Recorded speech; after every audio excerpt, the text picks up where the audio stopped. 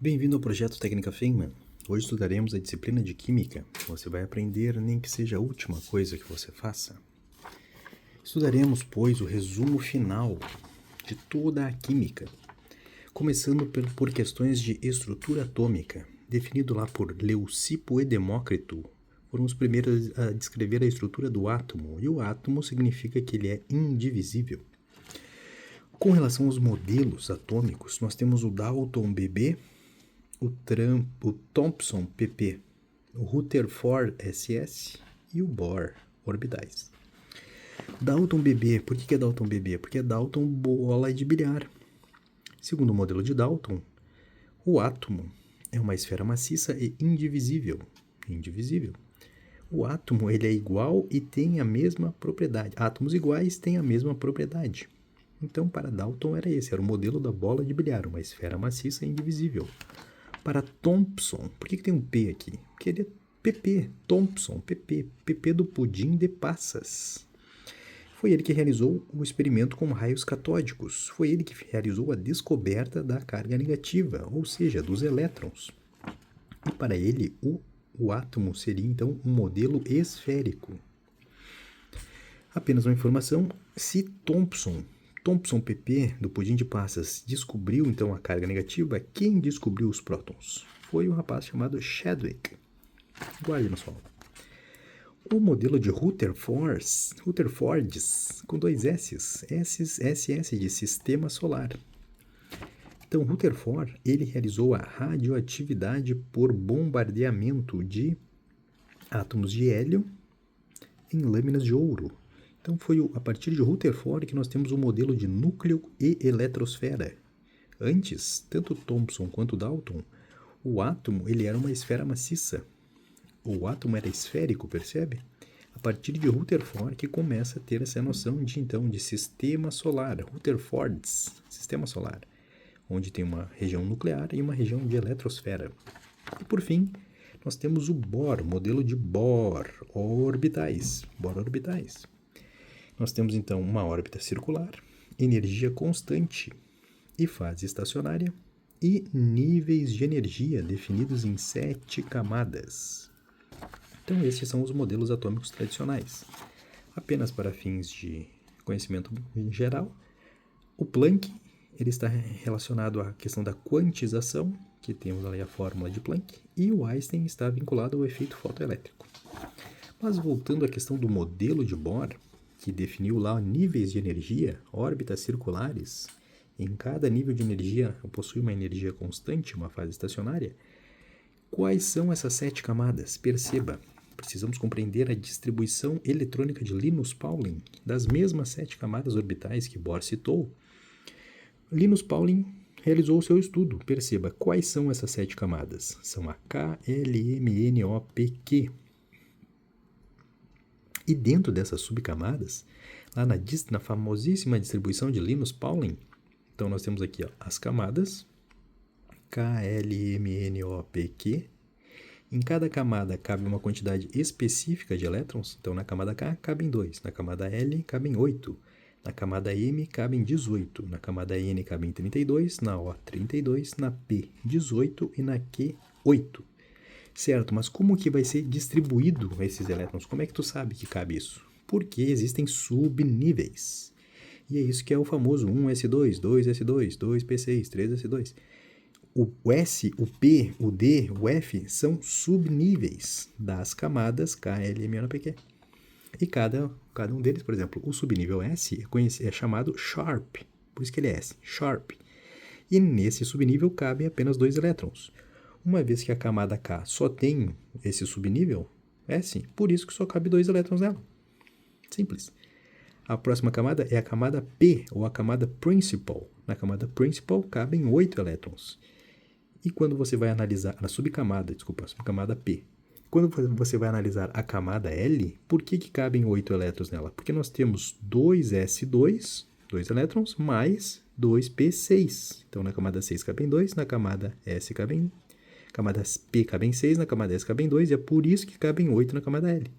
E assim sucessivamente para todos. Então, basta você compreender que existem 7 camadas, K, L, M, N, O, P, Q, E existem os subníveis S, Sharp, subnível P, Principal, subnível D, Diffuse, subnível F, Fundamental. E temos alguns outros subníveis que são teóricos, mas para fins de distribuição de Linus Pauling, é assim que é feito, são com base nas 7 camadas e nos subníveis principais, S, P, D e F. E assim determinam-se a quantidade de elétrons por camada.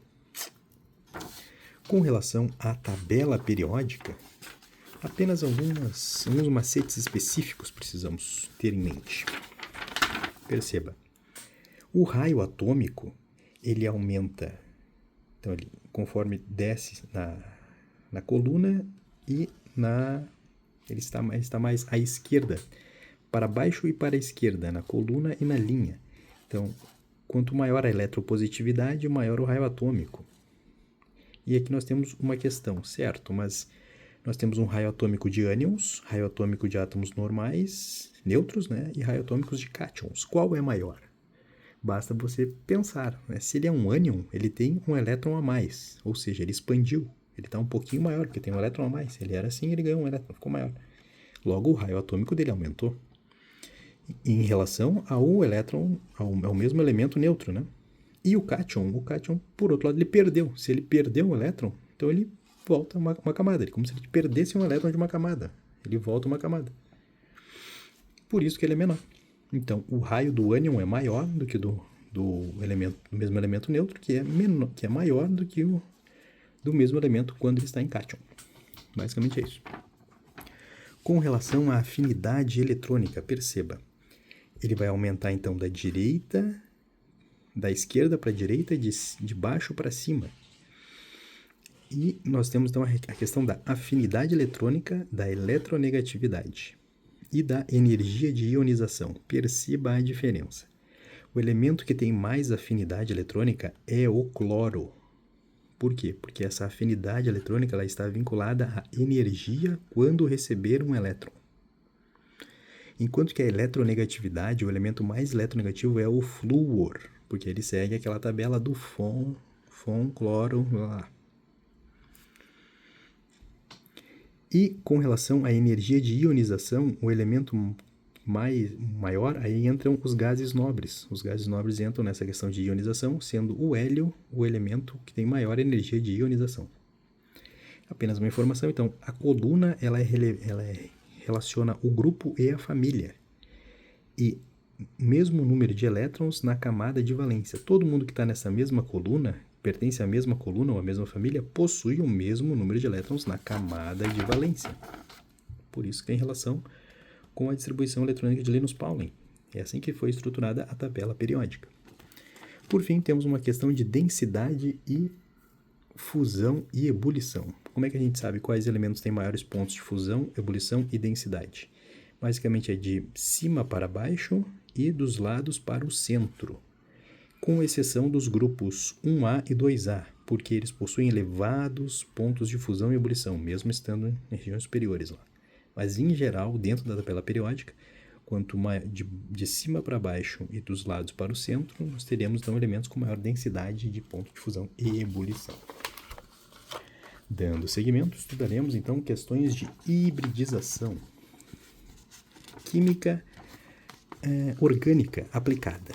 Já compreendemos a questão das camadas dos subníveis de valência, certo? Agora nós vamos aplicar os subníveis de valência S, P, D para fins de química orgânica, para fins de hibridização. Perceba.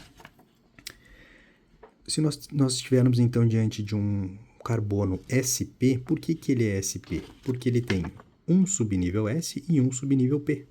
Por isso que ele é sp. Ou seja, ele vai fazer apenas duas ligações, sejam elas duas duplas, ou seja, uma S e uma P, ou uma simples e três ligações. Basicamente é isso. Então, o carbono sp, ele tem dois subníveis, fazendo duas ligações apenas, e tendo uma hibridização linear de 180 graus.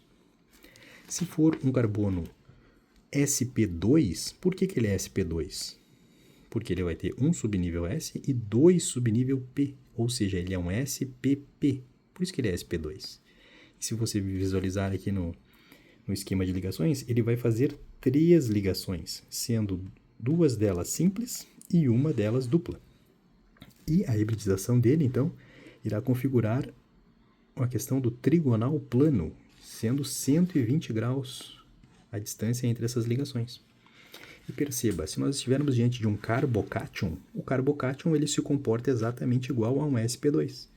Por quê? Porque ele faz 3 ligações. E aqui, como ele perdeu o elétron, ele não faz mais nenhuma ligação, ele tem apenas 3 ligações, 3 subníveis. Agora, com relação ao sp3, por que ele é sp3? Porque ele tem um subnível S e 3 subnível P, ou seja, ele é SPPP, ou sp3. E nesse caso ele estará fazendo 4 ligações. Simples, né? 4 ligações simples, que são as 4 ligações que o carbono precisa, inclusive. Neste caso, estamos diante de uma hibridização tetraédrico de 109,5 graus. Agora perceba, se esse mesmo átomo sp3 não realizar as 4 ligações, mas houver um par de elétrons sobrando na molécula, é como se houvesse essa possibilidade de realizar a ligação. Ou seja, ele também será um carbono sp3, só que, como ficou sobrando um par de elétrons, a geometria dele será dessa vez piramidal, não será mais tetraédrico, será piramidal, em virtude desse par de elétrons que sobrou. Da mesma forma que um carboânion, perceba, ele faz 3 ligações simples e sobra um par de elétrons lá. Da mesma forma, ele é uma estrutura piramidal, porque ele forma uma pirâmide no caso, né, em vez de formar um tetraedro, e também é um carbono sp3. Vamos estudar agora os mais complexos. Quando o carbono sp3d, por exemplo, nós temos um subnível S, 3 subníveis P e um subnível D. No caso, SPPPD, que é a estrutura bipiramidal. Nós temos 1, 2, 3, 4, 5 ligações simples. Ocorre que, se dessas 5 ligações, uma delas não for realizada, nós temos então 4 ligações simples e um par de elétrons sobrantes, ele não será mais bipiramidal, ele será a estrutura de gangorra. E se houver 2 pares de elétrons, se ele fizer tão somente 3 ligações das 5 disponíveis e sobrarem 2 pares de elétrons não ligantes, aí estaremos então configurado a formação de forma de T. Será então a forma de T. Perceba, a hibridização sp3 ela pode ser piramidal. Se houver um par não ligante, ela se torna em formato de gangorra. E se houver 2 pares não ligantes, ela se torna então em formato de T. E por fim, o último caso, que é a questão da hibridização sp3d2. Porque temos um subnível S, 3 subníveis P e 2 subníveis D. Ou seja, SPPPDD, sp3d2, que é o caso do ferro, a molécula lá do grupamento M do ferro, da hemácia. Nós temos então 1, 2, 3, 4, 5, 6 possíveis ligações simples, sendo dessa forma um octaedro, tendo a estrutura de octaedro. Se ele não realizar uma dessas ligações, ou seja, se tiver um par de elétrons aqui não ligante, ao invés de ser um octaedro, ele será então uma pirâmide de base quadrada. E se houver duas duplas de elétrons não ligantes, nós teremos então a formação da estrutura de quadrado planar. Isso aqui é importante e relevante. Ó. A platina, ela forma esse tipo de estrutura de quadrado planar. O bromo, provavelmente, faz essa estrutura de pirâmide de base quadrada. E o ferro, no grupamento M, é uma estrutura octaédrica. E essas são, com relação à questão da hibridização, todos os tipos possíveis básicos com relação à hibridização. Estudaremos agora a questão das funções orgânicas. Perceba. Como identificamos a função álcool? Nós podemos ter álcools primários ou secundários. Como é que a gente sabe que esse álcool é primário e esse é secundário? Vamos analisar o carbono em que o OH está ligado. Se o OH estiver ligado num carbono primário, será um álcool primário. Se o OH está ligado num carbono secundário, perceba, tem outros carbonos aqui, não importa o tamanho do radical. No caso, será um álcool secundário. E o que ocorre quando nós temos a oxidação de um álcool? O álcool primário, ele oxida para ácido carboxílico mais aldeído. Como nós reconhecemos a estrutura de um ácido carboxílico? Através de uma ligação dupla com O e a ligação com OH, que é basicamente uma hidroxila e um dupla O. E uma, estudaremos no futuro, que é uma carbonila, que é a estrutura, por exemplo, da cetona. Perceba, se o álcool secundário, se nós oxidamos um álcool secundário, ele origina uma cetona, porque ocorre a formação desse grupamento aqui, carbonila. Enquanto que se nós oxidamos um álcool primário, nós temos também a formação dessa carbonila e de uma hidroxila. Então, se nós temos o OH e o O, dupla O e um OH, nós temos então a formação de um ácido carboxílico. Mas também forma a questão do aldeído, perceba. O álcool primário ele oxida para ácido carboxílico e aldeído. E qual é a diferença do aldeído para o ácido carboxílico? É basicamente a presença ou não da hidroxila, porque o OH tem, o dupla O tem tanto no ácido carboxílico, quanto no aldeído, quanto na acetona. Basicamente é isso. E perceba, quando ocorre a formação de um álcool, só que ele é um álcool insaturado, perceba, existe uma ligação dupla nesse álcool, que o torna ele uma substância instável. Então ele é chamado de um enol. Enol é basicamente um álcool insaturado, ou seja, ele é instável. E em função de uma isomeria plana de função conhecida como tautomeria, que é uma isomeria constitucional, por ser uma estrutura instável, ele vai acabar formando um aldeído ou uma cetona. Basta compreender, então, que um enol é uma espécie de álcool, assim como o álcool oxidava, o álcool secundário oxidava acetona e oxidava ácido carboxílico e aldeído, o enol ele vai se reestruturar em função de uma função de isomeria plana ou isomeria de função, conhecida como tautomeria, e vai originar também as mesmas duas estruturas, o aldeído e a acetona. Com relação apenas aqui à questão da isomeria plana de função, isomerias constitucionais. Existem essa, então, de tautomeria, né, que é quando o enol origina o aldeído e a acetona, e existe uma outra que é conhecida como metameria, que é uma isomeria de compensação, basicamente irá mudar a cadeia do heteroátomo. Estudaremos isso na sequência. Por fim, apenas para encerrarmos essa questão do álcool, possíveis álcoois, quando nós temos um fenol, o fenol nada mais é do que o anel benzênico ligado a uma hidroxila. E conforme essa hidroxila liga, perceba, ela é uma ligação simples, certo? É uma ligação saturada. Então, com relação ao fenol, nós precisamos compreender o mnemônico. É sopa. Por que é sopa? Porque conforme a hidroxila está ligada no anel benzênico, no benzeno, ela condiciona e determina os possíveis ligantes seguintes, ou seja, com exceção dos halogênios, por ter essa ligação saturada, saturados orientam para ligantes orto e para ativadores.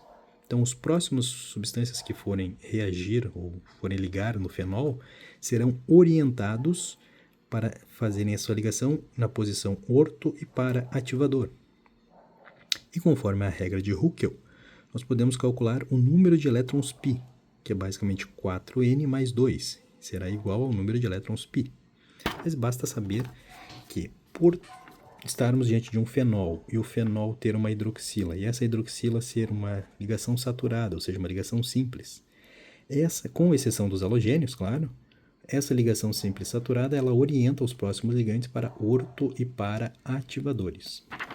E perceba, se neste mesmo benzeno estiver ligado a uma estrutura que é insaturada, essa ligação, então, dos próximos ligantes serão... Então, o insaturado, ele orienta a ligação na posição meta, que é essa ligação. Enquanto que aqui nós temos a relação orto e para, esta posição é a posição meta. E por ser meta, ele é desativador. Agora voltamos à questão das cadeias de heteroátomo. Quem possui heteroátomo são os éteres, não é mesmo? Então, nós temos aqui o famoso éter e o éster. Como nós vamos diferenciar um do outro? Basta perceber que o éter ele é um heteroátomo, ele está entre cadeias carbônicas. E o éster, ele possui a carbonila além do heteroátomo. Então essa é a principal diferença entre um éter e um éster. E a diferença de uma amina para uma amida é que a amina não tem bola. A amina não tem bola. A amida tem. Então basicamente é um grupamento amina que vai estar ligado, se estiver ligado numa carbonila, sei lá, será uma amida. E com relação à nomenclatura, os álcoois, então, são nomenclatura de ol, metanol. Ácido carboxílico, a nomenclatura é oico, então ácido metanoico. E aldeído, a nomenclatura é al, ou seja, metanal. Enquanto que uma acetona tem a nomenclatura ona, ou seja, metanona. O fenol é fenol alguma coisa. O éter, ele vai ser, então, a primeira cadeia, o primeiro radical que estiver ligado a ele será oxi. Então, por exemplo, metoxi, e o segundo radical será ano, ou seja, metoximetano, metoxibutano, enfim.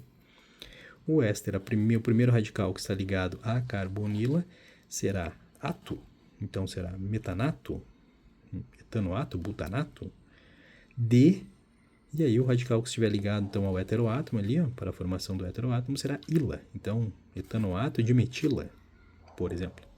E amina e amida é a nomenclatura direta, como amina ou amida. Voltando à questão da isomeria, precisamos compreender que já estudamos a isomeria plana e de função, que é aquela isomeria constitucional, na qual o enol ele origina lá tanto aldeído quanto cetona.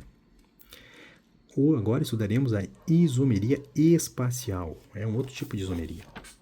Então é basicamente uma isomeria geométrica, enquanto que a outra era uma isomeria plana de função, aqui estaremos diante de uma isomeria espacial ou geométrica, que é basicamente a questão do cis e trans. E também o cis também pode ser definido como Z, então por isso que é cis de juntos, estão no mesmo plano, são átomos que estarão no mesmo plano, enquanto que o trans também pode ser o E, ou seja, transe, que estarão em planos opostos. Com relação à isomeria ótica, nós temos três tipos que precisamos compreender a diferença entre eles. Então, dentro da isomeria óptica, nós temos os enantiômeros e os diastereoisômeros. O diastereoisômero, ele não é uma imagem especular, enquanto que o enantiômero, ele é uma imagem especular. Significa dizer que é literalmente isso, ó, uma imagem especular. Como se fossem dentro de um espelho, as duas coisas elas se complementam, uma imagem especular. Só que em termos químicos são moléculas, né? Mas é a mesma coisa. Um enantiômero, então, nós poderemos calcular o número de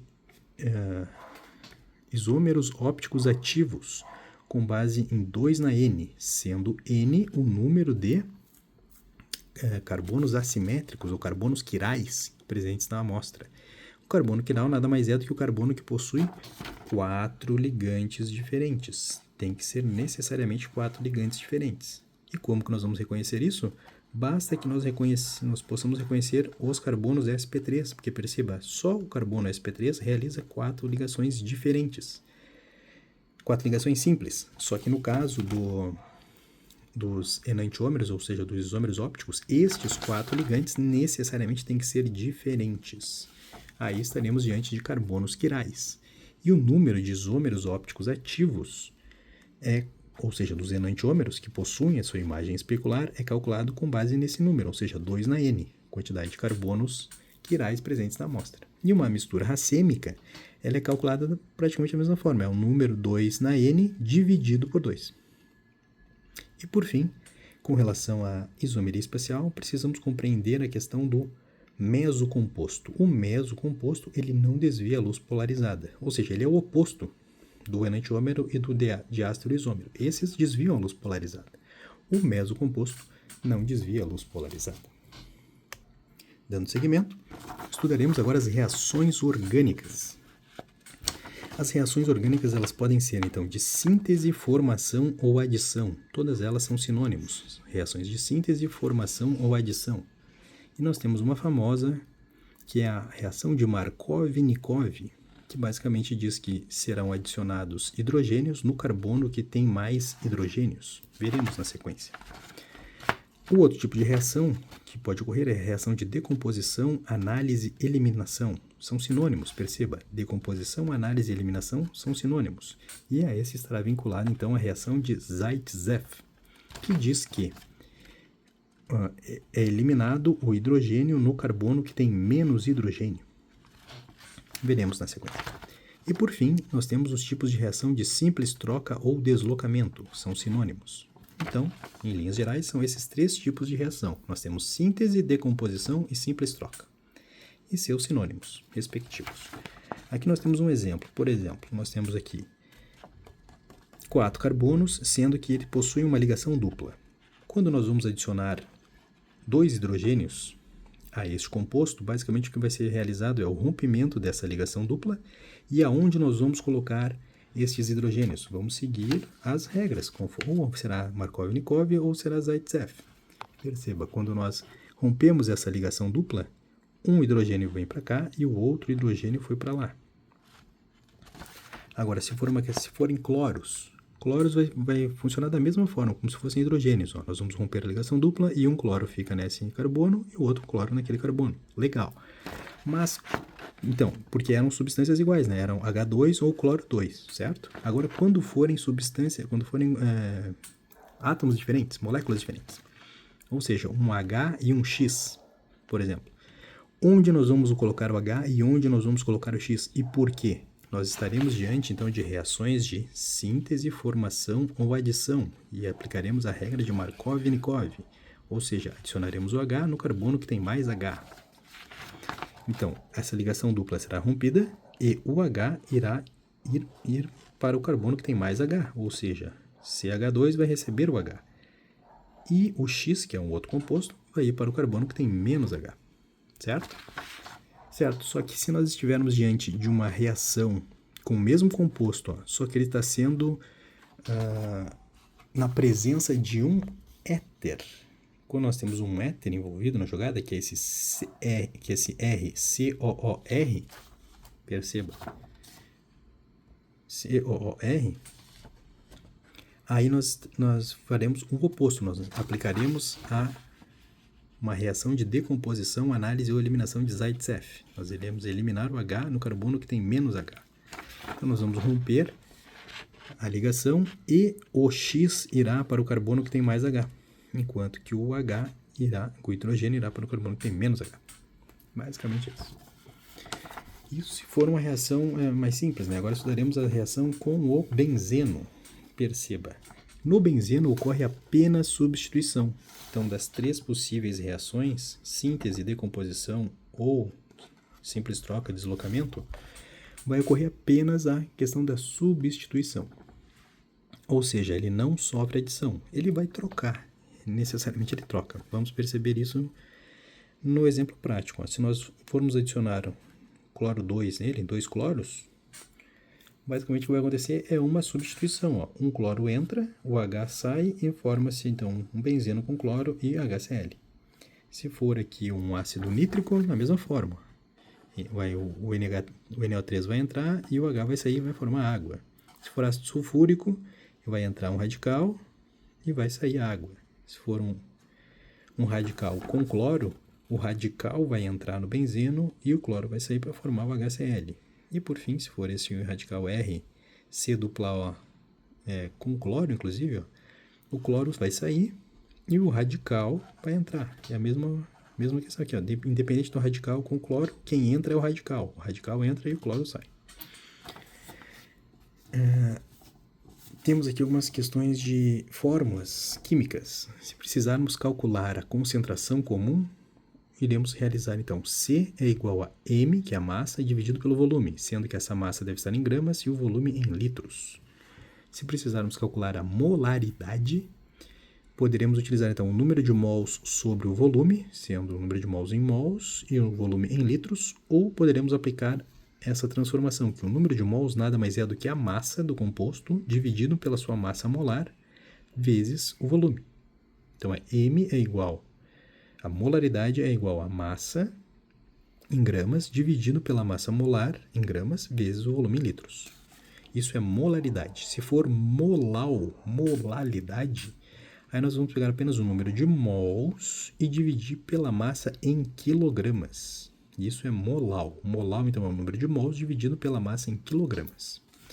A fração molar é basicamente a quantidade de solutos, mols de soluto, sobre os mols de solvente. Isso nos dá uma fração molar. E, por fim, nós temos essa fórmula que integra praticamente tudo. Então, é molal vezes massa molar, massa molecular, é igual 10 na 3 vezes a densidade vezes a temperatura. Então, essas são fórmulas úteis para cálculos químicos. Por fim, voltando às reações, temos apenas uma análise final com relação à substituição nucleofílica. Que raios é uma substituição nucleofílica? Estudaremos na sequência. Basicamente, precisamos compreender que a base é um nucleófilo. Por quê? Porque a base ela doa o par de elétrons no modelo de Lewis. E é diferente do ácido. O ácido ele recebe um par de elétrons, enquanto que a base doa o par de elétrons. Então, para fins de substituição nucleofílica, nós temos duas que podem ocorrer, a SN1 e a SN2. A SN1 ela é unimolecular. Isso pode ser constatado pela fórmula aqui, ó. Velocidade é igual a constante vezes a concentração do substrato. Como apenas a concentração do substrato importa, por isso que ela é definida como SN1 unimolecular. Apenas a molécula do substrato que é relevante. Ela irá ocorrer com carbonos secundários ou terciários, que é o radical aril. E ela ocorrerá, então ela é unimolecular, mas ela vai ocorrer em duas etapas, ou seja, será formado um intermediário, que é um solvente prótico, e uma base fraca, além dos enantiômeros R e S. Então, essa é a substituição nucleofílica SN1, unimolecular. Perceba a diferença com relação à substituição nucleofílica 2. A 2 ela é bimolecular, ou seja, a velocidade da reação ela é proporcional à constante vezes a concentração do substrato, assim como a SN1, vezes o nucleófilo. O nucleófilo é a base doadora de elétrons. Ela irá ocorrer, então, com carbonos primários e secundários, que são radicais metil, e ocorrerá em apenas uma etapa. Uma etapa menos volumoso. Aqui nós estaremos diante, então, da formação de um solvente aprótico. No SN1 era um solvente prótico, que é a água, por exemplo. Ou esse metanol aqui, ó, metanol ou água, são solventes próticos, enquanto que na SN2 serão solventes apróticos, como o DMSO e o DMF. Estaremos diante de uma base fraca ou forte, com base nessa régua aqui. Ó. E ocorrerá então a conversão dos enantiômeros de R para S e de S para R, enquanto que na SN1 ocorre a formação dos dois. Basicamente, essas são as reações de substituição nucleofílica. Com relação a essa questão de ácidos e bases, nós vamos compreender então a diferença entre os conceitos de ácido e base conforme o teórico, né? Então nós temos três modelos. Nós temos o modelo de Arrhenius, de Bronsted-Lowry e de Lewis. O modelo 1, o que é um ácido para Arrhenius? O ácido para Arrhenius é aquele que libera H+. E uma base para Arrhenius é aquela que libera o OH-. Enquanto que para Bronsted-Lowry, o ácido é a substância que ela é doadora de prótons. E de certa forma é similar, ó. Está doando um H+, está liberando o H+, então está doando um próton. Faz algum sentido, alguma similaridade. E a base, neste modelo de Bronsted, é basicamente então quem vai receber, quem recebe esse próton doado, é, portanto, a base de Bronsted-Lowry. Ocorre que no modelo de Lewis, nós não estamos nos valendo mais dos prótons, mas sim dos elétrons. Então é basicamente o inverso. Ó. Quem era o doador de prótons agora será um doador de elétrons e, portanto, será a base. A base é um doador de elétron e é por isso que ela é um nucleófilo, tem afinidade pelo núcleo, porque o núcleo é positivo. Então ele vai ter afinidade por elétrons. Enquanto que o ácido será então um receptor de elétrons. Para Lewis, o ácido é um receptor de elétrons, portanto é o eletrófilo, é aquele que tem afinidade por receber elétrons. Isso é aplicado então em termos de volumetria de complexação, onde nós temos lá um ácido de Lewis. O que é um ácido de Lewis? É o receptor de elétrons, ou o eletrófilo. Ou seja, para ele receber, quem recebe o elétron é a substância positiva, né? Como se fosse um cátion. Então ele está esperando lá para receber. Ele tem afinidade por elétrons, ele é positivo, ele é um cátion, ele é um ácido. Enquanto que a base de Lewis, ele poderá ser um ligante inorgânico ou orgânico. Perceba a diferença. Se ele for inorgânico, ele é menos estável. E nós temos lá a questão das aminas, amônio, água, OH. Então, essas são bases de Lewis. Percebe? São bases de Lewis. São doadores de elétrons, são nucleófilos. Então, eles vão literalmente doar o elétron. Enquanto que esse ligante, então essa base de Lewis, poderá ser orgânica. Se ela for orgânica, ela é mais estável.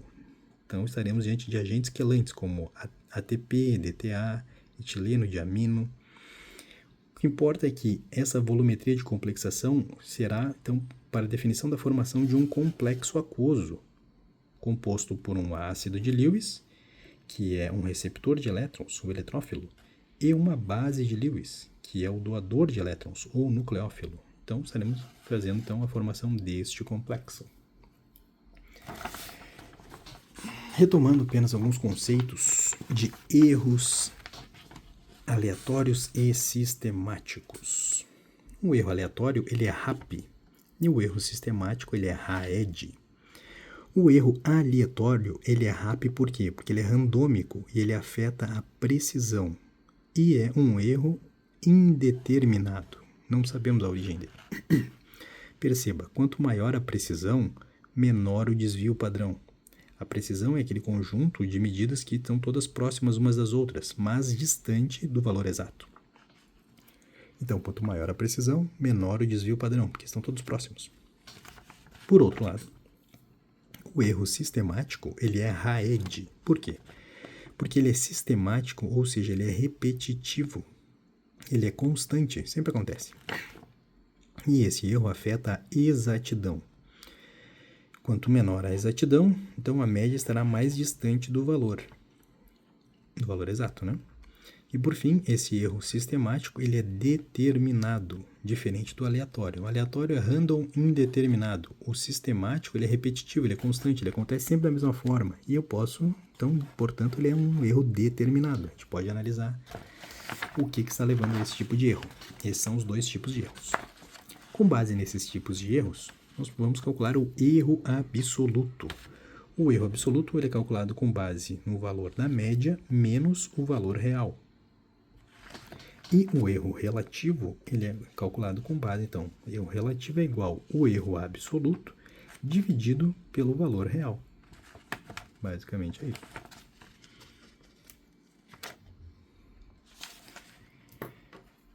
Com relação à titulação, a titulação ela ocorre quando nós temos um soluto e um solvente diferentes, a fins de determinar o reagente limitante. Nós temos um erro de titulação. O erro de titulação ele é calculado com base no ponto final, que é o ponto experimental, menos o ponto de equivalência, que é o ponto teórico, dividido pelo ponto de equivalência, ou seja, pelo ponto teórico. Assim nós calculamos o tipo de erro de titulação. Esses são os principais tipos de erros. Com relação agora à proporcionalidade existente entre quanto maior o soluto, maior o número de partículas. Quanto maior o número de partículas, maior a massa molar, ou seja, maior a pressão osmótica.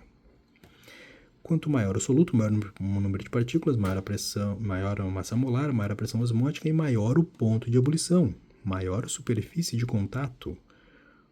Quanto mais ligações saturadas simples tivermos, teremos uma maior superfície de contato, maior o ponto de ebulição. E conforme essa gradação, então, quanto maior o tipo de ligação, ou seja, o íon dipolo, ele é maior, mais forte do que as ligações de hidrogênio, que é mais forte que o DDP, que é mais forte que as ligações de London.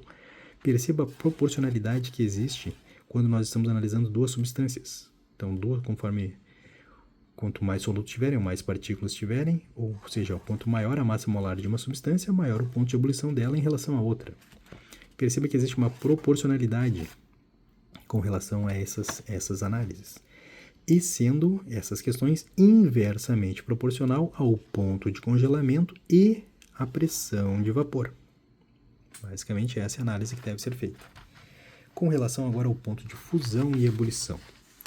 Primeiro, nós temos que analisar, então, o tipo de interação existente. Se for uma interação intermolecular, ou seja, o íon dipolo é maior, tem mais força do que uma ligação de hidrogênio, que tem mais força que uma DDP, que tem mais força que uma de London. Aplica-se a mesma escala para a definição do ponto de ebulição. Então, se uma substância faz ligações em íon dipolo, ela vai ter um ponto de ebulição maior do que uma que faz apenas ligações de hidrogênio, por exemplo.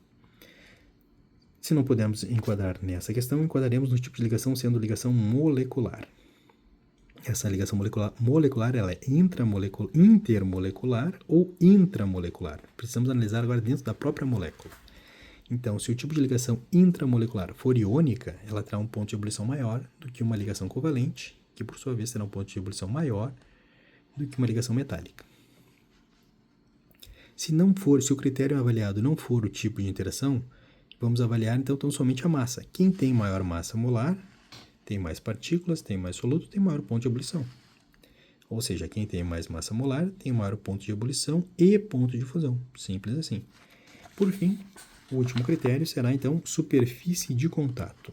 Quem tem maior superfície de contato tem mais ligações saturadas simples, que é literalmente isso. Ó. Conforme o composto é saturado, se nós sobrepormos diversas moléculas, elas serão então mais saturadas, terá uma superfície de contato, os ligantes estarão mais expostos, portanto terá pontos de ebulição e ponto de fusão maior. Então essas são as relações de proporcionalidade quando nós avaliarmos duas moléculas ou mais. Agora estudaremos a questão da gravimetria. Perceba, a gravimetria, quanto maior a exatidão e a precisão, menor a sensibilidade da técnica. A gravimetria ela é composta por uma sequência aqui de procedimentos. O primeiro procedimento da gravimetria é o preparo da amostra. O segundo procedimento é a precipitação química do analito, sendo um cátion ou um ânion. Nesta precipitação química do analito, nós temos duas etapas.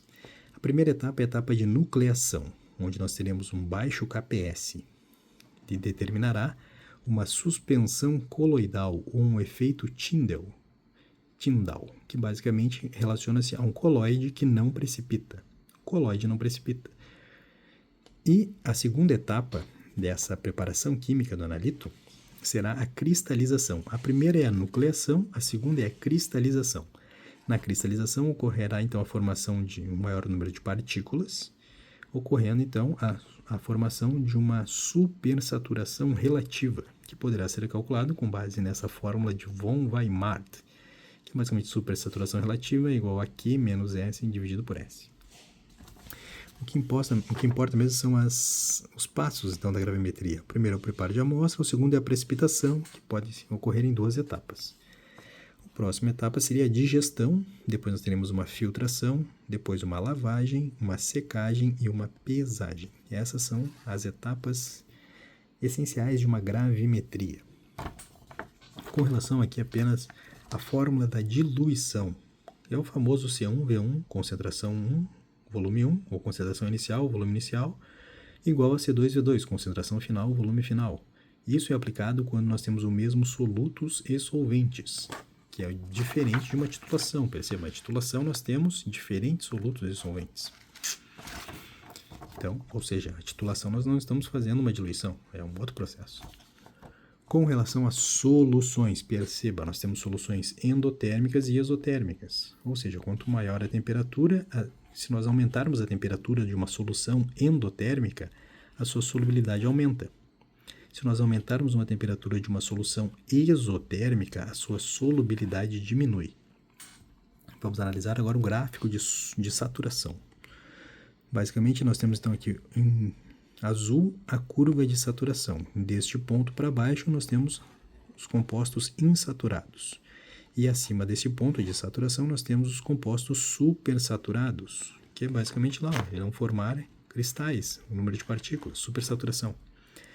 Ou seja, neste ponto do gráfico, nós teremos misturas com corpo de fundo ou solúvel. Também podem existir compostos solúveis aqui, mas principalmente ocorrerá então a formação de misturas com corpo de fundo devido lá à cristalização, aumento de partículas e a supersaturação. Agora estudaremos a diferença com relação a substâncias e suspensões. Perceba a diferença. A substância, ela é definida como substância por quê? Porque ela possui um ponto de fusão e um ponto de ebulição definidos. Enquanto que uma suspensão, ela é uma coisa heterogênea, não é uma substância. A substância, ela poderá ser pura ou composta. Por exemplo, O2 é uma substância pura, porque só temos oxigênios aqui. E a água destilada é uma substância composta, porque nós temos hidrogênios e oxigênios. São dois elementos que formam uma mesma substância. Ainda assim, se ela tiver um ponto de fusão e ebulição definido, ela é determinada, definida, denominada substância. Ocorre que uma mistura, qual é a diferença então de uma substância para uma mistura? A mistura, ela possui uma variação da sua densidade ou uma variação do seu ponto de fusão e ebulição. E é isso que diferencia uma substância de uma mistura. A substância, ela tem pontos de fusão e ebulição definidos, e a mistura, ela tem uma variação destes pontos de fusão e ebulição e densidade. Sendo as misturas homogêneas ou heterogêneas, perceba a diferença. Uma mistura homogênea é uma solução. Ela possui apenas uma fase, e seu tamanho é menor de 1 nanômetro.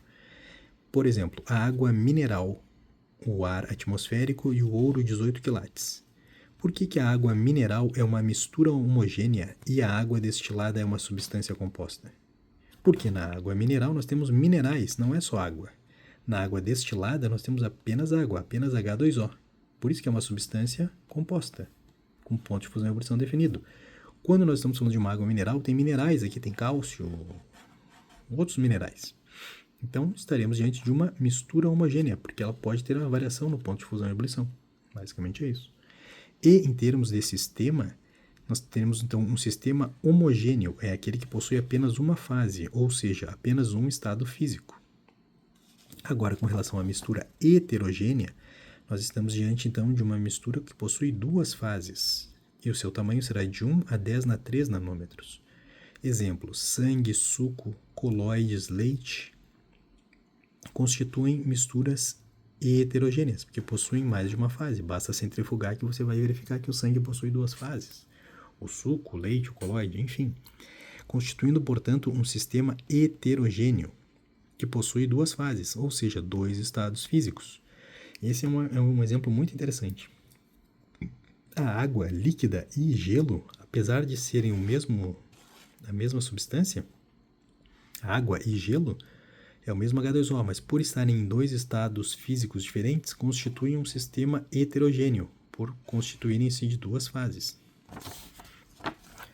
Por fim, nós precisamos compreender a questão da mistura eutética e da mistura azeotrópica. A mistura eutética é aquela que possui o ponto de fusão constante, eutética, fusão. E a azeotrópica possui o ponto de ebulição constante. Basicamente é isso. Por fim, a suspensão ela é heterogênea. Então, ou seja, as partículas que compõem uma suspensão são maiores de 10 na 3 nanômetros, ou seja, são visíveis, que é o caso de poeiras e remédios. E agora voltaremos às análises de ácido-base conforme Lewis, Arrhenius e Bronsted-Lowry. Retomando as análises, então, de acidez e basicidade vinculadas às questões orgânicas e inorgânicas. Apenas um resumo final com relação às questões orgânicas de alcanos, alcenos e alcinos. Como nós diferenciamos um do outro? Basicamente, a fórmula molecular de todo alcano será CnH2n mais 2. A fórmula molecular de todo alceno será CnH2n. E de um alcino será CnH2n menos 2. Agora perceba, quando nós estamos diante de um aldeído ou uma cetona, apenas para retomar a fórmula estrutural do aldeído e da cetona, um aldeído e uma cetona. Quando estes dois compostos orgânicos sofrem redução, eles se reduzem para um alcano. Quando um alceno terciário, através da ozonólise, ele origina uma cetona. E um alceno secundário, através dessa ozonólise, assim como um alcino secundário, perceba, os dois secundários por ozonólise, originarão ácido carboxílico. Então, basicamente, precisamos compreender que existe uma transição, por assim dizer, entre os alcanos, alcenos e alcinos e os compostos orgânicos. O aldeído e a acetona irão originar um alcano, em termos de redução, enquanto que o alceno, por ozonólise, irá originar uma acetona. E o alceno secundário e o alcino secundário irão originar ácidos carboxílicos. Apenas decore na sua aula. Estudaremos agora questões de acidez, retomando aquelas análises iniciais de ácido de Lewis, Bronsted-Lowry e Arrhenius. Agora, vinculado necessariamente a compostos inorgânicos. Vamos decorar o mnemônico. Não como bolo claro, só pão sírio. Não como bolo claro, só pão sírio. 1, 2, 3. 1, 2, 3, 4. 4, 3, 3, 4. E aqui estão todos os ácidos inorgânicos. E alguns orgânicos também. Basicamente, então, com base nesse mnemônico, não como bolo claro, só pão sírio, 1, 2, 3, 1, 2, 3, 4, 4, 3, 3, 4, nós temos todos os ácidos com o seu maior número com a sua terminação em ico, que é basicamente o NOx, o maior NOx, não o maior, mas um NOx relativamente grande. Uma vez que se ele for o NOx ainda pode ser, o maior NOx é o hiperico, né? Então ele é um NOx intermediário. Importa que decorre deste valor, nós temos aqui a formação de todos os possíveis ácidos, e deles poderão, então, conforme nós formos reduzindo a quantidade de oxigênios, como você pode perceber aqui, nós poderemos formar os demais ácidos derivados do ico. Então, temos o ácido nítrico. Do ácido nítrico irá, então, se nós removermos um oxigênio, nós teremos o ácido nitroso, e depois hiponitroso. Basicamente isso. Como nós vamos saber se um ácido é forte ou é fraco? Literalmente com base na relação entre hidrogênios e oxigênios que esse ácido possui. Na verdade, é com base no hidrogênio ionizável, mas inicialmente vamos compreender tão somente que é com base nesta relação. Ou seja, nós vamos pegar o número de oxigênios menos o número de hidrogênios, e se esse valor for igual a 2, estamos diante, então, de um ácido forte. Se esse valor for igual a 1, estamos diante de um ácido moderado. Se esse número for igual a 0, estaremos diante, portanto, de um ácido fraco. Por exemplo, vamos analisar aqui o ácido fosfórico. Perceba, nós literalmente tiramos ele desta tabela. Isso é um ácido fosfórico. Tiramos ele da tabela e abrimos a molécula aqui para estudarmos. Nós sabemos, então, que por ele ser o ácido fosfórico, o NOx dele é mais 5. E ele possui 1, 2, 3 hidrogênios ionizáveis. Quando nós retiramos um oxigênio dele, nós retiramos um oxigênio de um dos hidrogênios que era ionizável. Agora esse hidrogênio não é mais ionizável. Portanto, ele deixou de ser ácido fosfórico e passou a se tornar um ácido fosforoso. Ou seja, o NOx dele, que era mais 5, passou a ser mais 3. Ele reduziu. E agora ele possui então somente 2 hidrogênios ionizáveis. Então, em termos de força, de acidez, ele foi perdendo a sua força. Basicamente é isso que deve ser demonstrado. Né? Nós temos aqui 1, 2, 3 oxigênios menos 1, 2, 3. Ele está se tornando um ácido fraco. Né? Basicamente é isso que está ocorrendo. Então ele era um ácido forte, ele possuía 1, 2, 3, 4 oxigênios menos 1, 2, 3. Então ele era moderado, agora ele é fraco. E por fim, ele poderá se transformar então no ácido hipofosforoso, quando nós removermos mais um oxigênio dele, ou seja, nesse momento ele tem apenas um hidrogênio ionizável, porque esses outros dois não podem ser ionizáveis. E é basicamente assim que nós vamos derivando a partir do NOx mais 5, por exemplo, do ácido fosfórico, nós podemos ir derivando os demais ácidos e avaliando a sua força com base no NOx. Então, basicamente, o NOx, o NOx perclórico, por exemplo, perfosfórico, ele é um NOx mais 7. O NOx mais 5 e mais 6 é o ICO. O NOx mais 13 e mais 4 é o OSO. E o NOx mais 1 e mais 2 é hipooso. E aí tem aquele mnemônico que fala do mosquito teimoso, te mato, te pico, te meto no vidrico, que é basicamente um mnemônico para lembrar que quando ele é oso, ele origina ito. Quando ele é ico, ele origina ato. Isso com relação ao NOx, né? Mas, continuando então a avaliação da acidez, retomando apenas as questões orgânicas, precisamos compreender que o ácido carboxílico ele é mais ácido que o fenol, que é mais ácido que o álcool. Então, na ordem, o álcool é o menos ácido, depois é o fenol e depois é o ácido carboxílico. O ácido carboxílico é mais ácido que o fenol e é mais ácido que o álcool. E como é que nós avaliamos essa questão de acidez em termos práticos? Com base no pH, não é mesmo? Como que é calculado o pH? Basicamente, 14 menos pKb é igual a pKa. Quanto menor o pKa, maior a acidez. Por quê? Vamos entender agora. Porque o pH ele é calculado com base no pKa mais o logaritmo da concentração do sal sobre a concentração do ácido. Certo? O pH nada mais é do que menos o logaritmo de Ka.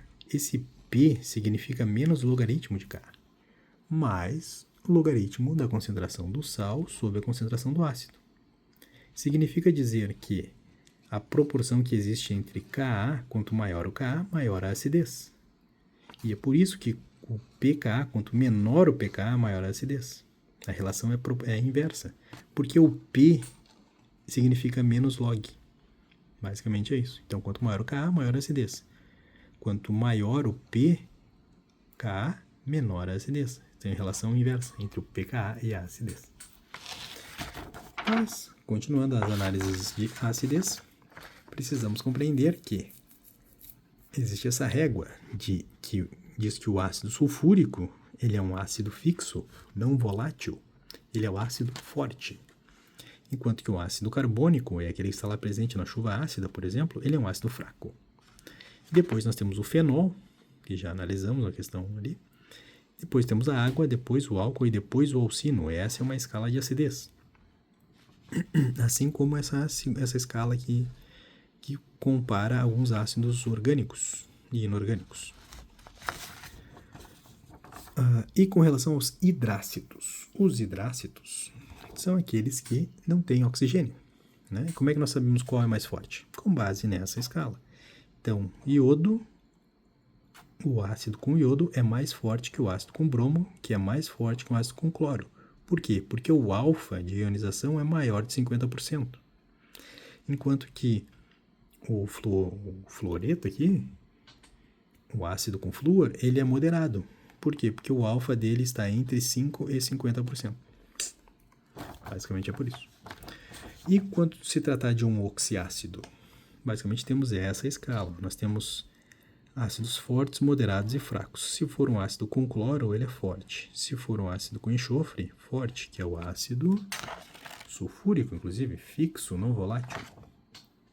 Depois nós temos esses ácidos aqui com nitrogênio, com fósforo, por fim com cloro e com boro. Então esses são fracos. Por fim, com relação agora às bases, como nós vamos saber qual base é mais forte? Conforme essa escala. Então, o grupo 1A é mais forte que o grupo 2A, que é mais forte que o magnésio, que é mais forte que o berílio, que é mais forte que o resto.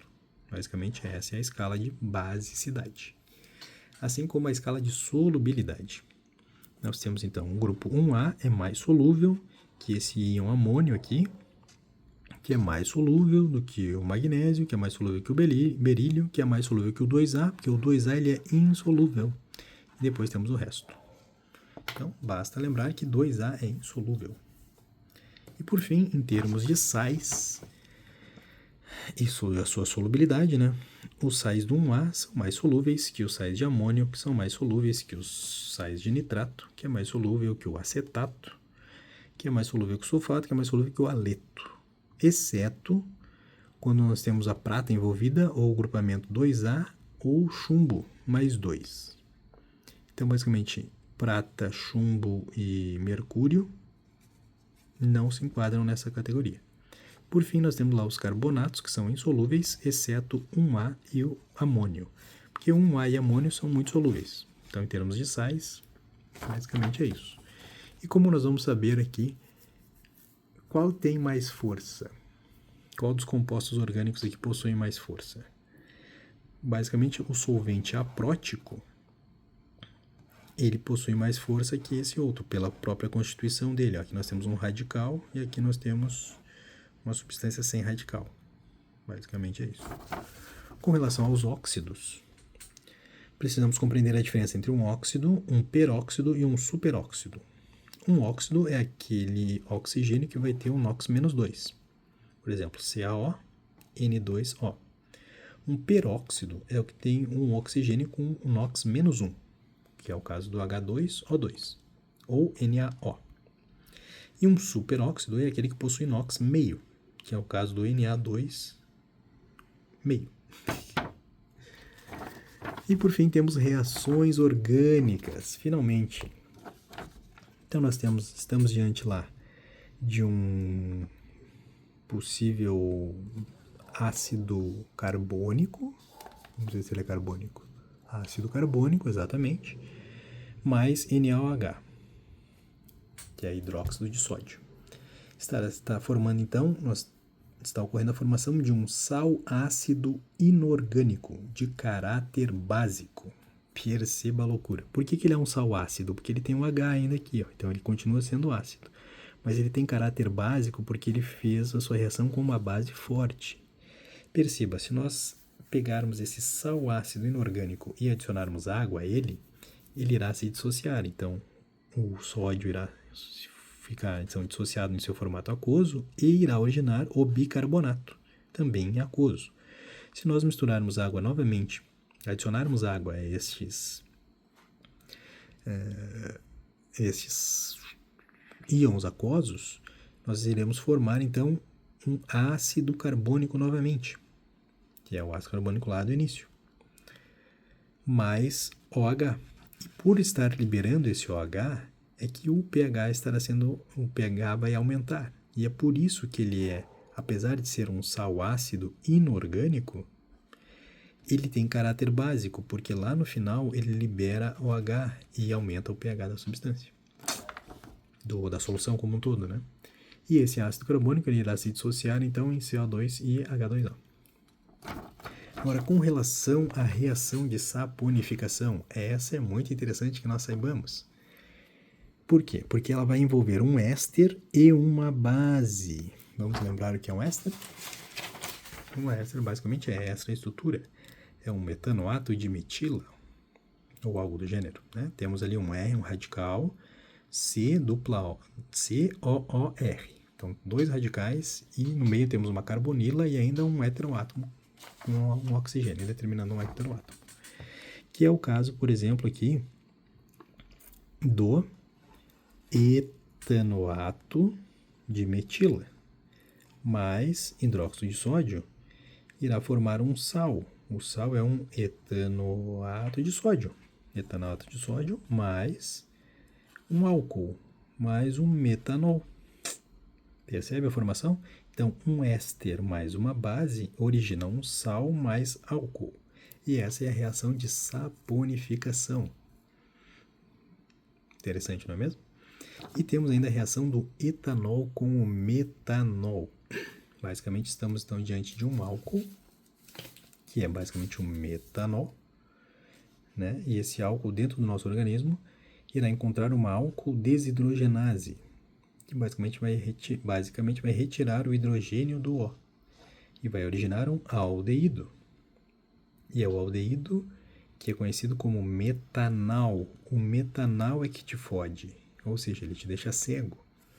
E esse metanal no organismo vai encontrar uma enzima chamada aldeído desidrogenase, que vai basicamente formar um ácido carboxílico, conhecido como ácido fórmico, que é aquele da formiga.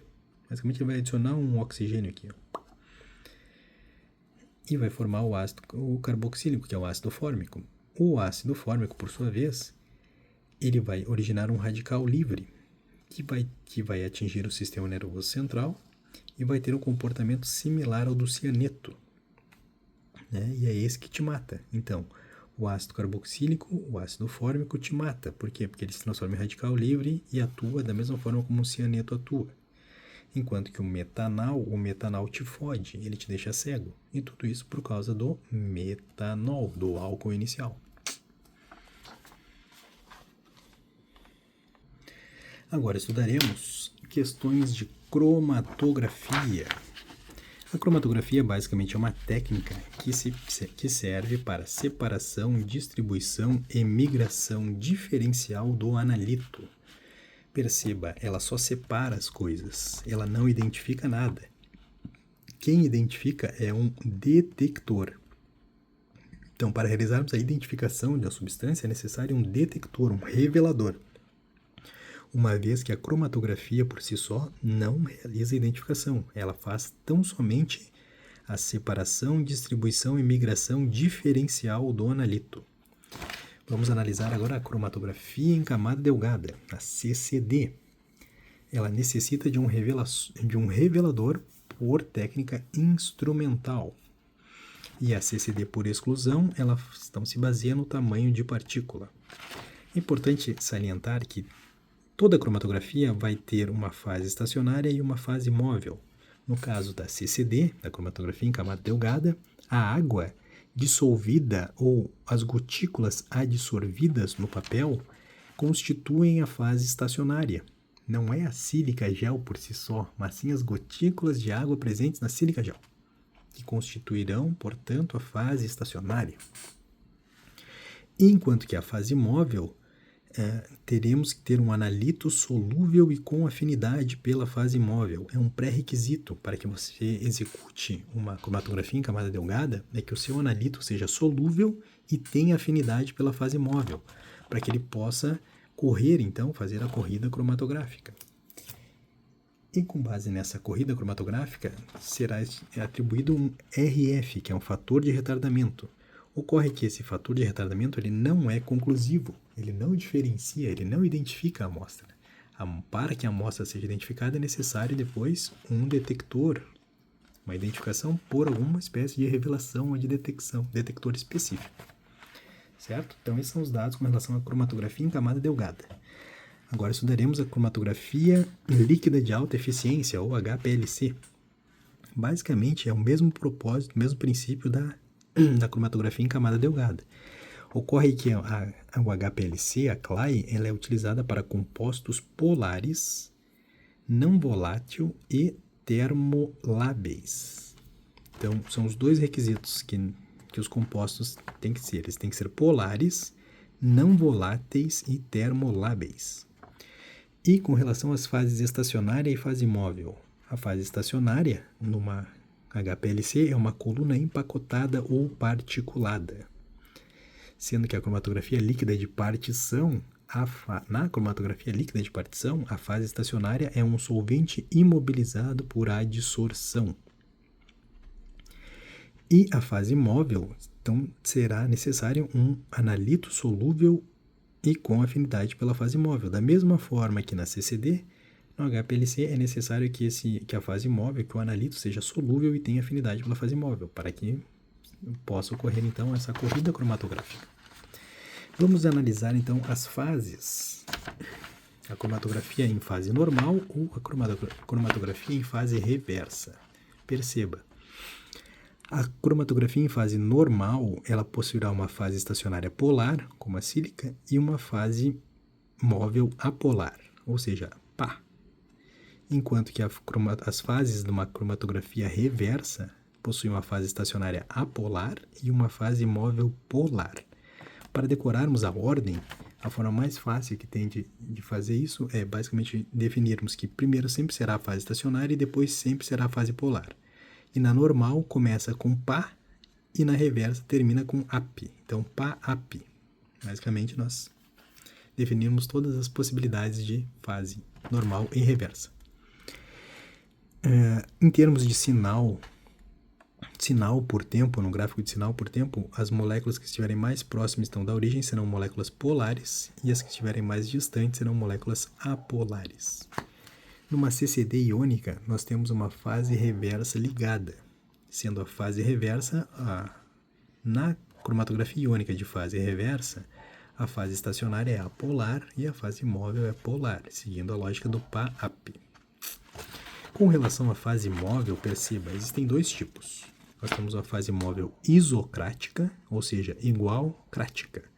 Não altera polaridade, não muda durante a corrida. É uma fase móvel que não se altera, que é basicamente constante, isocrática. E é possível termos, então, uma fase móvel gradiente, na qual ocorrerá a variação durante a corrida, né? Vai ocorrer uma variação dela durante a corrida, ou seja, mudando e permitindo uma varredura de todas as polaridades, mudando durante a corrida. Então, existem dois tipos de fase móvel, isocrática, que não altera a polaridade, e a gradiente, que tem uma varredura por todas as polaridades. Com relação agora à cromatografia gasosa, perceba, se na cromatografia em camada delgada e na líquida, a fase móvel, o analito, ele tinha que ser solúvel e ter afinidade pela fase móvel, na cromatografia gasosa, o analito ele tem que ser apolar, volátil ou volatilizável e termicamente estável. São os três requisitos para que se proceda a cromatografia gasosa. Vai ocorrer também, então, a utilização de uma fase estacionária e uma fase móvel. Perceba que a fase móvel na cromatografia gasosa é um gás de arraste inerte sem interação ou sem afinidade pela fase móvel. Essa é a principal diferença. Enquanto que nas cromatografias líquidas, ou CCD, o analito ele tinha que ser solúvel e ter afinidade pela fase móvel. Na cromatografia gasosa, essa fase móvel, por ser um gás de arraste, um gás inerte, ele não tem interação alguma, então, com esse analito. O analito ele terá que ser apolar, volátil e termicamente estável. E a fase estacionária serão, então, diferentes pontos de ebulição e afinidades pela fase estacionária, ou seja, pela coluna capilar. Esse analito terá que ter afinidade pela fase estacionária e não pela fase móvel. Essa é a principal diferença entre as técnicas de cromatografia líquida e cromatografia gasosa. E como eu havia citado anteriormente, elas apenas separam, distribuem a cromatografia, ela faz então essa separação, migração, distribuição diferencial do analito. Quem detecta, quem identifica são os detectores. E os detectores são de alguns tipos, por exemplo, DCT, é para térmica universal, não destrutível. Esse detector ele não destrói amostras. E temos o detector DIC, DIC, ele é seletivo para carbono e hidrogênio. Contudo, ele é destrutivo por ionização em chama e utiliza um gás de arraste como hidrogênio. Estamos falando então de uma cromatografia gasosa. Nós temos o detector DCE, que é basicamente captura de elétrons por radiação beta, que ele é utilizado para halogenados, organofluorados, organofosforados, que são os pesticidas. Nós temos o detector MS, que é o de massas, que ele realiza a separação pela diferença massa-carga, através da ionização por impacto de elétrons. E, por fim, nós temos o detector UV visível, que é para cromóforos visíveis. Então, precisamos compreender, lembra lá que na cromatografia gasosa, o quesito do analito é ser apolar, volátil ou volatilizável? Então, a volatilização é basicamente o processo de derivatização, que é basicamente uma modificação específica para aumentar a volatilidade e aumentar a detecção deste analito, que é basicamente quando nós realizamos uma silicação, uma acilação ou uma alquilação. E esses são processos de derivatização, que são processos de volatilização. Com relação à injeção, a injeção ela poderá ser split ou splitless. Split é dividir, né? Ou seja, uma parte. Então, você vai injetar, uma parte da amostra será injetada no cromatograma lá. Ou splitless, ou seja, toda a amostra, né? Split é metade, parte. Então, toda a amostra será injetada no cromatógrafo. Então, existem essas duas técnicas. Ou split, que injeta uma parte, ou splitless, que injeta toda a amostra no cromatógrafo. E com base no tempo de retenção, desde essa injeção no cromatógrafo será analisado. Então, nós temos lá, em vez de ter um RF, que é um fator de retardamento, nós vamos ter um tempo. É com base nessa análise aqui, de tempo e sinal. Então, com base no tempo, nós vamos analisar o tipo de amostra, né? Então, após a derivatização, o analito ele se torna volátil. Por quê? Porque a derivatização é basicamente a fase de volatilização do composto, né? Para isso que serve. E teremos então a aplicação da técnica de headspace. A técnica de headspace basicamente consiste no aquecimento da amostra até um equilíbrio entre suas fases. Terá uma fase líquida embaixo e uma fase gasosa em cima. E aí, com base nessa técnica de headspace, uma fase líquida ou sólida embaixo, mais uma fase superior de vapor. E aí vai injetar lá uma agulha e irá puxar apenas a fase gasosa, né? E é com base nessa que ela será analisada. E essa técnica por extração por headspace é utilizada muito para o metanol. Guarde essa informação na sua mente. Assim como a informação com relação ao arsênio. Perceba, o arsênio, existem duas formas de arsênio, tá? O arsênio mais 5, que é o arseniato, e o arsênio mais 3, que é o arsenito. O arseniato mais 5 ele é menos tóxico. Por quê? Porque ele é tão somente um análogo do fosfato. Então, lá na hora de formar o ATP, nós vamos ter um AT arsênio. Em vez de ter o fosfato, o P, nós vamos ter um arsênio no lugar do P. Enquanto que o arsenito, que é mais 3, ele é mais tóxico. E ele vai agir inibindo a cadeia fosforilativa, assim como o cianeto. Né? É por isso que ele é muito mais tóxico. E a análise de arsênio é realizada através da técnica de emissão atômica com plasma, mais um detector massas, que é aquele detector que faz uma separação de massa-carga por ionização por impacto de elétrons. Essa técnica de emissão, ela possui uma menor limite de detecção do que as técnicas de absorção. Contudo, para arsênio é utilizada a técnica de emissão atômica com plasma mais detector de massas. As amostras elas passam por digestão em ácido mais micro-ondas e um teste preliminar para a identificação do arsênio é o método de Marsh, que utiliza H2S. Então, com relação ao arsênio, essas são as informações químicas relevantes que podem estar presentes na prova. Agora, com relação àquela questão de adsorção, lembra? Na cromatografia líquida de partição, a fase estacionária é um solvente imobilizado por adsorção. Qual é a diferença de adsorção ou de desorção? A adsorção é o processo na superfície da fase estacionária, por exemplo, que irá reter, enquanto que a desorção é a saída dessa superfície que retinha. Retinha é o quê? Sempre basicamente é um sólido, né? Um sólido, quando se trata de um sólido, poderá ser um sólido líquido, no caso da lixiviação, ou um sólido e gás. Agora estudaremos as questões de extração em fase sólida. Nós temos a técnica de Soxhlet. Soxhlet é um sistema de coluna de destilação com refluxo dissolvente, sendo então uma extração sólido-líquido contínua.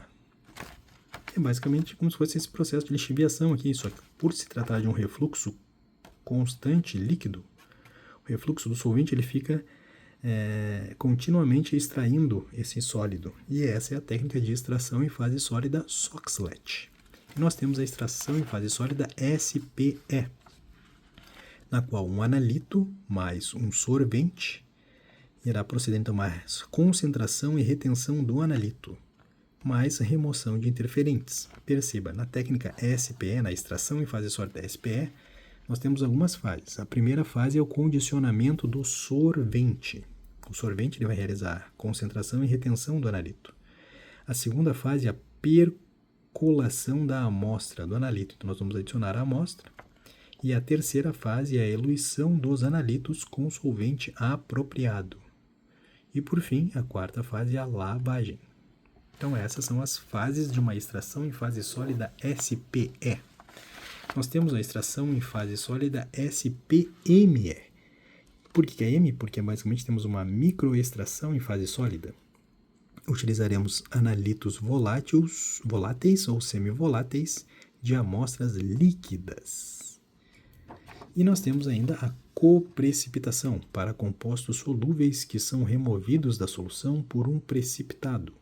Esse precipitado, então, terá lá as fases de nucleação e a fase de crescimento de partícula. Na fase de nucleação, ocorre a formação de um cristalino, e na fase de crescimento de partículas, pode ocorrer, então, pode não ocorrer o crescimento de partículas. Quando? Quando estivermos diante de um coloide. E perceba que nós vamos compreender agora a diferença de um coloide e de um coagulado. Quando o coloide ele é exposto a eletrólitos, ele forma um coagulado, ou a coagulação. E o processo inverso, para descoagular, nós iremos realizar então uma peptização. A peptização é o processo que reverte a coagulação novamente para o formato de coloide. O coloide nada mais é do que um estado disperso, ou seja, quando não tem o crescimento de partículas. Basicamente, este é a coprecipitação. Por fim, finalmente terminando, faremos então uma análise das técnicas analíticas qualitativas. Nós temos 3 categorias, A, B e C. As técnicas de categoria A são a ressonância magnética, difração de raio-x, espectroscopia do infravermelho de massas ou de Raman. Essas são técnicas de categoria A. Para que ocorra uma confirmação, em termos de laudo, basta que nós executemos uma dessas técnicas da categoria A para confirmar a substância, que a substância é cocaína, por exemplo, que a substância é maconha. Basta que seja realizado um dos testes da categoria A. Ou 2 testes da categoria B mais uma categoria C. É assim que é realizado no IGP. E quais são os testes da categoria B? Perceba, a categoria B é uma eletroforese capilar, uma microcristalização, espectrometria de íons ou a cromatografia. Aí as famosas cromatografias que estudamos agora há pouco, CCD, cromatografia gasosa, cromatografia de íons ou cromatografia líquida de alta eficiência. Então, essas técnicas cromatográficas, espectrográficas, microcristalização e eletroforese, que são basicamente técnicas de separação, são enquadradas na categoria B. Para que nós possamos identificar alguma substância, utilizando essas categorias, são necessárias 2 testes dessas categorias, ou seja, 2 sistemas de CCD, ou um sistema de CCD e mais uma eletroforese capilar. Enfim, é necessário 2 sistemas, 2 testes B. E os testes da categoria C, perceba, que são utilizados 2 Bs mais um C no IGP, são aqueles testes colorimétricos de presunção. São testes presuntivos, testes de precipitação, propriedades físico-químicas que envolvem imunoensaio, espectroscopia de fluorescência e espectrofotometria no UV visível. Então, basta compreender que dentro das categorias das análises químicas para as análises qualitativas, basta que, para confirmação, seja empregada uma técnica do grupo A, que é ressonância, difração ou espectroscopia de infravermelho, massas ou Raman, ou 2 técnicas da categoria B, mais uma de categoria C. E, por fim, temos aqui uma análise. Por exemplo, na cocaína, para análise de cocaína, é empregado uma técnica de CCD, por exemplo. Na fase estacionária, utiliza-se sílica gel e um revelador. E o revelador para cocaína na técnica de CCD é iodoplatinado acidificado. E esse é o revelador empregado na fase estacionária na sílica gel para identificação de cocaína. Enquanto que a fase móvel desse sistema cromatográfico será clorofórmio ou metanol, uma mistura de clorofórmio e metanol. Então é assim que se realiza no IGP a análise de cocaína por CCD, sendo uma fase estacionária de sílica gel e uma fase móvel de clorofórmio e metanol. E o canabinoide, a maconha? A maconha por CCD é realizado então uma fase estacionária em sílica gel e utiliza o revelador Fast Blue Salt B, que é basicamente lá o teste da categoria C, é um teste colorimétrico, presuntivo, né? Só que ele é utilizado como revelador, então na fase estacionária para o canabinoide, sendo a fase móvel tradicionalmente utilizando então metanol. Então para um canabinoide, para a maconha, o sistema cromatográfico é esse: fase estacionária sílica gel, fase móvel metanol, sendo o revelador Fast Blue Salt B. Enquanto que para a cocaína, a fase estacionária é sílica gel e a fase móvel é clorofórmio metanol, e o revelador é iodo platinado acidificado. É assim que é realizado atualmente no IGP. E por fim, com relação à cromatografia gasosa com detector de massas, nós temos então o primeiro modo split, que é basicamente apenas uma parte da amostra, depois o segundo modo splitless, que adiciona toda a amostra. E com base nessas duas amostragens é realizado lá a verificação do tempo de retenção. E este foi o resumo final de toda a química. Boa sorte!